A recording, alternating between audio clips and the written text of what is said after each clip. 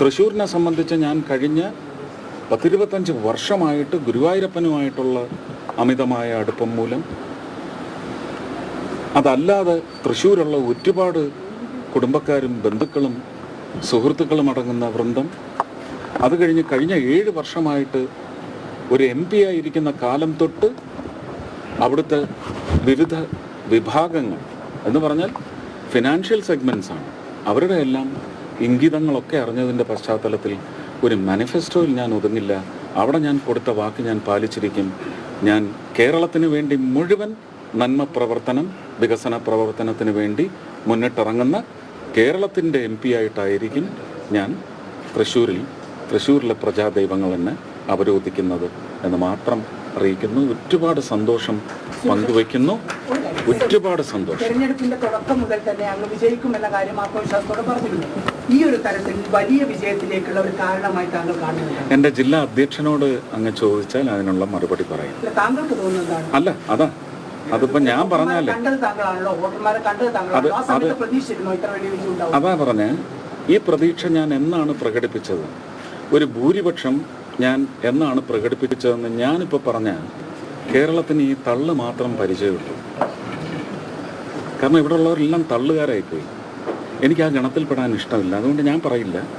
അത് നിങ്ങൾ അവിടുത്തെ നേതാക്കന്മാരോട് ചോദിക്കുക. 2023 മാർച്ചിൽ പറഞ്ഞിട്ടുണ്ട്. ആ എണ്ണത്തിനടുത്തെത്തിയിട്ടുണ്ട്, എണ്ണം എത്തിയിട്ടില്ല. ഒരിക്കലും നിങ്ങൾ മാൻഡേറ്റിനെ അവഹേളിക്കരുത്. അവഹേളിക്കലാണത്. കാരണം മനുഷ്യരാണ് വോട്ട് ചെയ്തിരിക്കുന്നത്. ഇടതിലെന്താ മനുഷ്യരില്ല? ഇല്ലില്ല, ഒരിക്കലുമില്ല.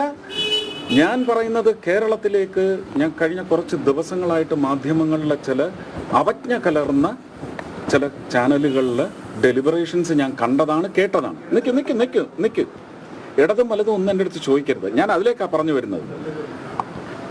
അരാഷ്ട്രീയം എന്ന് നിങ്ങൾ ഓമന പേരിട്ട് വിളിക്കുന്ന, അല്ലെങ്കിൽ ഒരു മലിന പേരിട്ട് വിളിക്കുന്ന അരാഷ്ട്രീയത്തിൻ്റെ ഭാഗമാണ് ഇനി കേരളത്തിലെ മനുഷ്യർ എന്ന് നിങ്ങൾ മനസ്സിലാക്കിക്കോളൂ.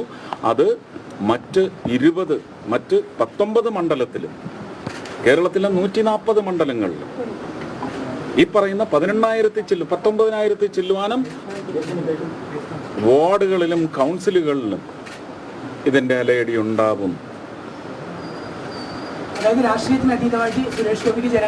എനിക്ക് മാത്രമല്ല, ഇനി അങ്ങനെയുള്ള വ്യക്തി കേന്ദ്രീകൃതമായ തെരഞ്ഞെടുപ്പ്, ഞങ്ങൾക്ക് ആര് വന്നാൽ ഗുണമുണ്ടാകും എന്ന് പറയുന്ന അന്വേഷണം ആയിരിക്കും ആദ്യത്തെ തിരഞ്ഞെടുപ്പിലെ ജനങ്ങളുടെ നിശ്ചയത്തിലേക്ക് പോകുന്ന ചിന്ത അതായിരിക്കും. ഇല്ല, ഞാൻ അത് ഇലക്ഷന്റെ സമയത്ത് തന്നെ ഞാൻ ചങ്കൂറ്റത്തോടെ വിളിച്ച് പറഞ്ഞതാണ്. ഞാൻ എൻ്റെ 2 നേതാക്കളോടും ആവശ്യപ്പെടാൻ എനിക്ക് അവകാശമില്ല. കാരണം ഞാനിപ്പോൾ പാർട്ടിയുടെയും കൂടെ സ്വത്താണ്. ഇല്ലില്ല, നിർമ്മലാ സീതാരാമൻജി വിളിച്ചിരുന്നു. പ്രധാനമന്ത്രി ഇപ്പോൾ വിളിക്കത്തില്ല. അത് നാളെ ഫൈനൽ. ഇല്ല, ഞാൻ ട്രിവാൻഡ്രത്തെ ഇപ്പോഴും പരിലാളിക്കുന്ന ആളാണ്. എൻ്റെ ജന്മദേശം എന്ന് പറയുന്നത് ആലപ്പുഴയാണ്. ഞാൻ എയിംസിന് വേണ്ടി ഒരു ശ്രമം നടത്തുന്നുണ്ട്. അതെവിടെ വരുമെന്ന് നോക്കിക്കോളൂ. അപ്പൊ നിങ്ങൾക്ക് എനിക്ക് പ്രാദേശികത ഇല്ലാത്ത ആളാണെന്ന് നിങ്ങൾക്ക് മനസ്സിലാവും. എനിക്കറിയത്തില്ല. അത് ഞാൻ നാളെ ഇൻഡിഗോയ്ക്ക് ടിക്കറ്റ് എടുത്തിരിക്കുകയാണ്.